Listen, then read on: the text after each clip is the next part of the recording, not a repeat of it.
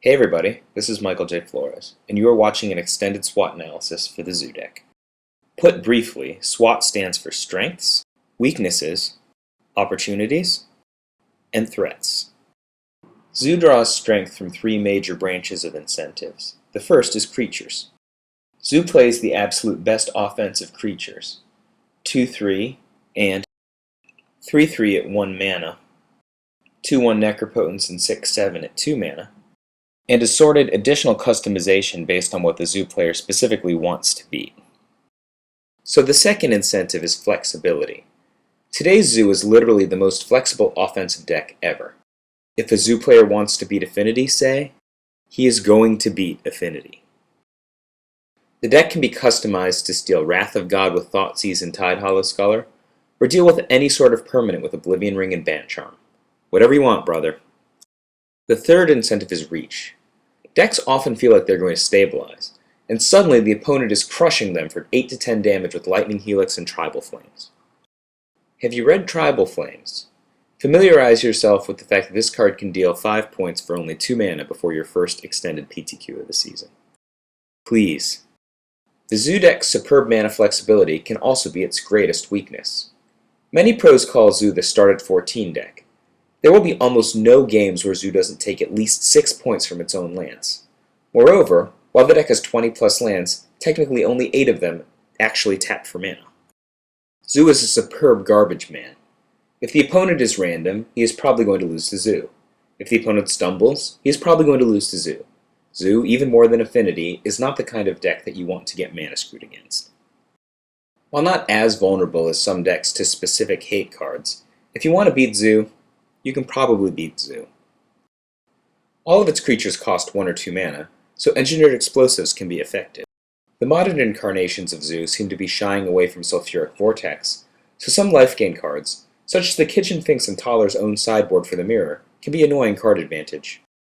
Speaking of card advantage, Zoo can either power up Umezawa's Jitte or untap with Bob Maher in play, but is otherwise playing off the top. It can be paced, therefore, by a variety of decks that choose to break the usual rules. We are on the draw, so this is extremely dangerous as he plays a turn 1 Spark Elemental. As advertised, we're basically starting on 14 life. There are many options as to what land to go for, but we have to get a Stomping Ground here, because if he has Mog Fanatic, he can kill our Kird Ape. Looks like that was a good read on the Mog Fanatic. There's 3 life points we're never going to see again. Usually Zoo decks play very aggressively, but taking an additional 2 points is basically giving the opponent an extra card in this matchup. Anyway, Shadow Guildmage is pretty marginal main deck in this matchup. Good for eating Heritage Druid maybe, but you don't want to commit the time or life to Mog Fanatics.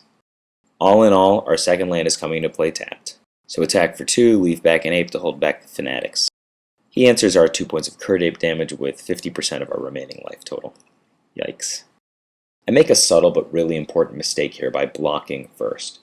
I should have Lightning Helix the Spark Elemental first. It is likely he would still sacrifice Mog Fanatic to keep me from gaining 3 life, but because I blocked first, I'm taking an extra point. In a matchup this close, going down to 4 life is dangerous even when the opponent has no cards in hand. We don't want him to know we have another Lightning Helix, so we're only sending in 1 Kird Ape again. My mistake from last turn is still haunting me. It's possible I could have eaten both of his Mog Fanatics last turn, but now he has another opportunity to save 3 points of life gain, even if it is a very great cost. I'm guessing a lot of people would not have even registered they had made the mistake. That said, he's pretty much out of gas, and at this point, we're pretty likely to win. Just have to untap. Yeah, Rift Bolt's just not going to do it. Another Tribal Flames is nice, but not necessary. We crash for 7.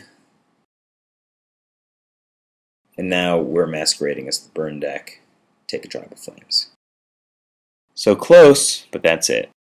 So even though we won the first game, I could have bought myself a lot of room by just sequencing the exact same plays a very slightly different way. Just something to think about in case you are missing these very small errors. I think you'll be surprised how Game 2 turns out. Anyway, this has been Michael J. Flores, and I hope you like this video.